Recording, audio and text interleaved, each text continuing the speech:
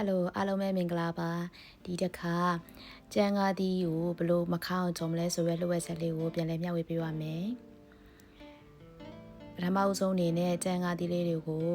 ကိုလိုတလိုလေးအဆင်ပြေတဲ့ပုံစံလေးလှီးထားမယ်ပေါ့နော်ကျန်းကားသီးကအထဲထဲမှာပါတဲ့အစေးရလေးရင့်နေရဆိုလို့ရှိရင်တော့ထုတ်လိုက်တာကောင်းပါရဲ့ရှင်ဒီလိုလေးလှီးပြီးသွားပြီဆိုလို့ရှိရင်တော့စားထည့်ပြီးတော့တေချာလေးစုပ်နေမယ်ပေါ့နော်ဒီလိုပြုလုပ်ပေးခြင်းအပြင်အခါရည်လေးတွေထွက်သွားပါတယ်ပြီးရင်ရေဆေးပြီးတော့စစ်ထားရမယ်ပေါ့နော်နောက်ပြီးကျန်းကားသီးစာကြောကိုပြင်ဆင်ပါမယ်မီးပူပေးထားတဲ့တဲဦးတွေကိုစီထည့်မယ်စွန်းတော့အနေငယ်ထည့်မယ်ပြီးရင်အသင်လှီးထားတဲ့ကြက်သွန်လေးကိုထည့်ပြီးတော့ကြော်လောင်ကြော်ပါမယ်တကယ်တော့ကျန်းကားသီးကြော်တဲ့အချိန်မှာမခါအောင်ကြော်တာကလူ့ဝက်ချက်ကပါလဲဆိုတော့ငပီးစိမ့်စားအနေငယ်ထည့်ပေးတာပါဒီလိုငပီးစိမ့်စားလေးထည့်လိုက်လို့ရှိရင်အခါတက်လေးရောသွားပါတယ်ရှင်ပြီးရင်စားကိုအရင်ဆုံးထည့်ထားပါတယ်ကြံငါသီးလေးတွေမဲမသွားအောင်လို့ပါနော်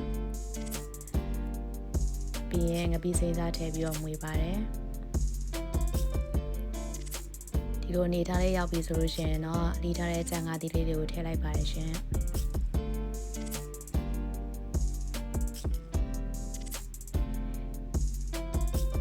ပစွန်ကြောက်အနေငယ်တုံထားပါတယ်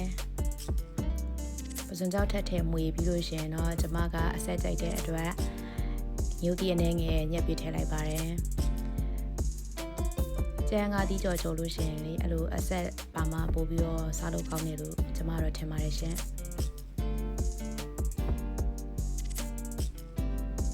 ပြီးရင်ရင်နွေးအနေငယ်ထည့်ပေးပါတယ်ကျန်းကားသီးလေးတွေနက်လာအောင်လို့အကုန်အုပ်ထားမယ်ပြီးရင်ဒီလိုအခြေအနေလေးဆိုလို့ရှိရင်တော့ရပါတယ်ရှင်နောက်ဆုံးအနေနဲ့ကြက်သွန်ဖြူလေးကိုအပေါ်ကနေပြီးတော့ဖြူလိုက်ပါမယ်ဒီချိန်မှာဆိုရင်တော့အနက်အရသာနဲ့ပြည့်စုံနေတဲ့ကျန်းကားသီးကြော်လေးရပါပြီရှင်လုံးဝမခါဘူးလို့တော့မဟုတ်ဘူးပေါ့နော်အခါအနေငယ်တတ်တာပါတယ်ကျမတော့အခါတာကိုကြိုက်ပါတယ်ရှင်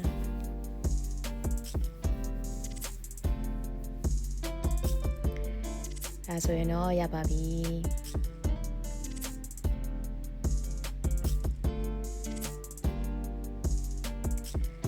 လိုက်ပြီးတော့ကြော်စားကြည့်ကြပါနော်